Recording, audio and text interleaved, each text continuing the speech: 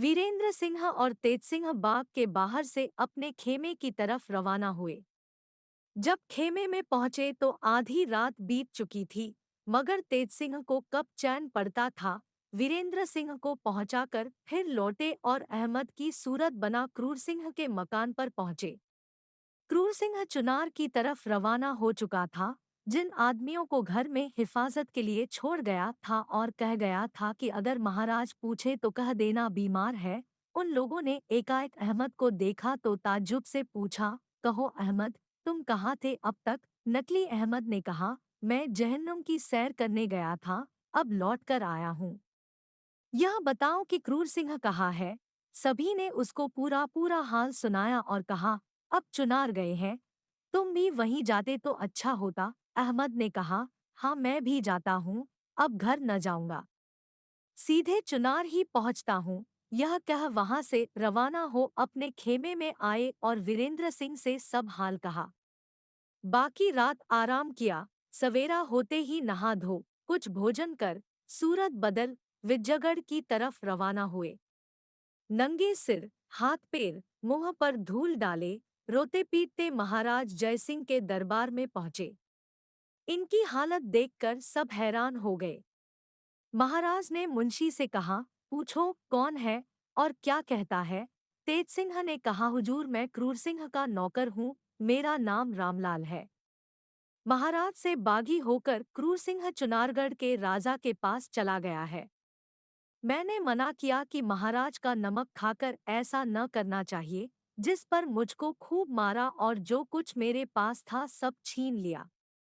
हाय रे, मैं बिल्कुल लुट गया, एक कौड़ी भी नहीं रही। अब क्या खाऊंगा, घर कैसे पहुंचूंगा? लड़के बच्चे 3 बरस की कमाई खोजेंगे, कहेंगे कि रजवाड़े की क्या कमाई लाए हो, उनको क्या दूंगा? दुहाई महाराज की, दुहाई, दुहाई। बड़ी मुश्किल से सभी ने उसे चुप कराया। महाराज को बड़ा गुस्सा आया, हुक्म दिया, क्रूर सिंह कहाँ है? चौबदार खबर लाया, बहुत बीमार है, उठ नहीं सकते। रामलाल, तेज सिंह, दुहाई महाराज की। यह भी उन्हीं की तरफ मिल गया, झूठ बोलता है। मुसलमान सब उसके दोस्त हैं, दुहाई महाराज की। खूब तहकीकात की जाए। महाराज ने मुंशी से कहा, तुम जाकर पता लगाओ कि क्या मामला है। थोड़ी देर बाद मुंशी वापस आए और बोले, महाराज क्रूर सिंह घर पर नहीं है और घरवाले कुछ बताते नहीं कि कहाँ गए हैं। महाराज ने कहा, जरूर चुनारगढ़ गया होगा। अच्छा, उसके यहाँ के किसी प्यादे को बुलाओ। हुक्म पाते ही चौबदार गया और बदकिस्मत प्यादे को पकड़ लाया। महाराज ने पूछा, क्रूर सिंह कहाँ गया है? प्यादे ने ठीक पता नहीं दिया।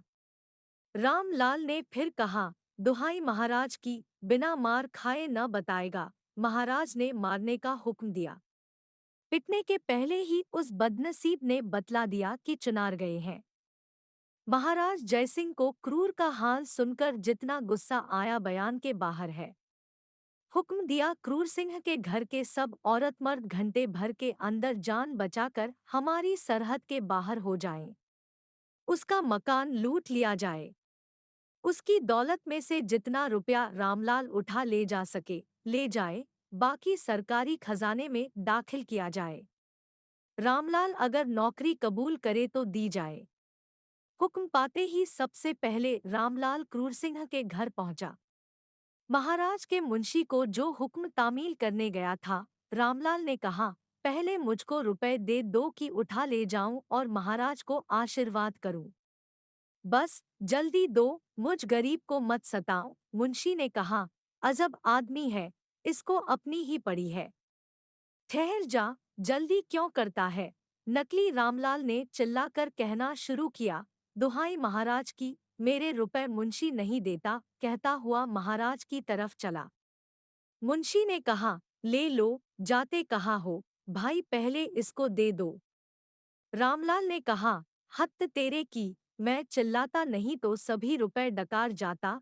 इस पर सब हंस पड़े। मुंशी ने 2000 रुपए आगे रखवा दिया और कहा, ले जा। रामलाल ने कहा, वाह, कुछ याद है? महाराज ने क्या हुक्म दिया है? इतना तो मेरी जेब में आ जाएगा। मैं उठा के क्या ले जाऊंगा? मुंशी झुंझला उठा, नकली रामलाल को खजाने के संदूक के पास ले जाकर खड़ा कर दिया और कहा, उठा, देखे कितना उठाता है। देखते देखते उसने 10,000 रुपए उठा लिए। सिर पर, बटुए में, कमर में, जेब में, यहाँ तक कि मुंह में भी कुछ रुपए भर लिए और रास्ता लिया।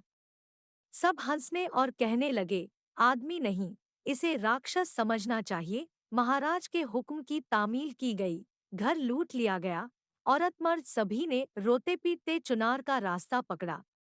तेजसिंह रुपया लिए हुए वीरेंद्र सिंह के पास पहुंचे और बोले, आज तो मुनाफा कमा लाए, मगर यार माल शैतान का है, इसमें कुछ आप भी मिला दीजिए जिससे पाक हो जाए।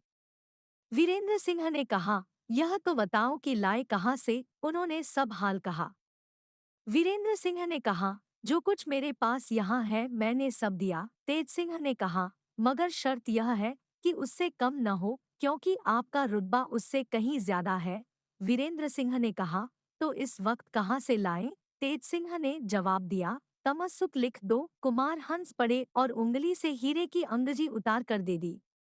तेज सिंह ने खुश होकर ले ली और कहा, परमेश्वर आपकी मुराद पूरी करे। अब हम लोगों को भी यहाँ से अपने घर चले चलना चाहिए, क्योंकि अब मैं चुनार जाऊंगा। देखो शैतान का बच्चा वहाँ क्या बंदोबस्त कर रहा है।